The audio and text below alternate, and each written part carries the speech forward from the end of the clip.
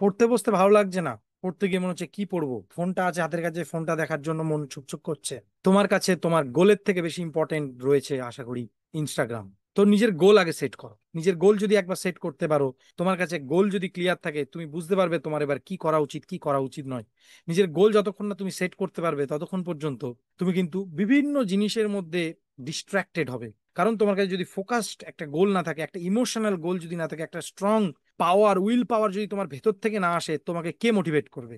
Nobody will motivate you, nobody can motivate you. কেউ তোমাকে motivate করতে পারে না। কেউ তোমাকে মোটিভেট করতে পারে না যদি তুমি নিজে থেকে ইন্সপায়ার্ড না হও, নিজে থেকে মোটিভেটেড না হও।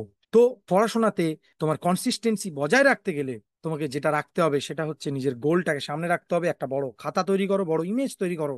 তোমার লক্ষ্য কি কি আছে, তুমি কি কি পেতে চাও, সেটা তোমার চোখের সামনে রাখো। ভালো করে রাখো। একটা হলুদ আর্ট পেপারের মধ্যে তুমি তোমার গোলগুলোর ছবি রাখো, যেটা তোমার ব্রেনকে অলওয়েজ ইন্সপায়ার করবে বড় কিছু করার জন্য।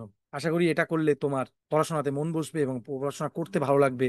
এবং তারপরে ওই গোলটা পাওয়ার পরে তুমি কি অ্যাচিভ করেছো, ওই গোলটা অ্যাচিভ করার পরে তুমি কি রিওয়ার্ড নিজেকে দিতে চাও, সেটাও তুমি কিন্তু ওখানে লিখে রেখো, যে অ্যাওয়ার্ডটা যেন হয় তোমার কাছে প্রচন্ড ইমোশনাল, যেটা তুমি হয়তো অনেক দিন ধরে চাইছো। গোল সেট করো এবং আমাকে জানাও তোমার কেমন লাগলো এই টেকনিকটা।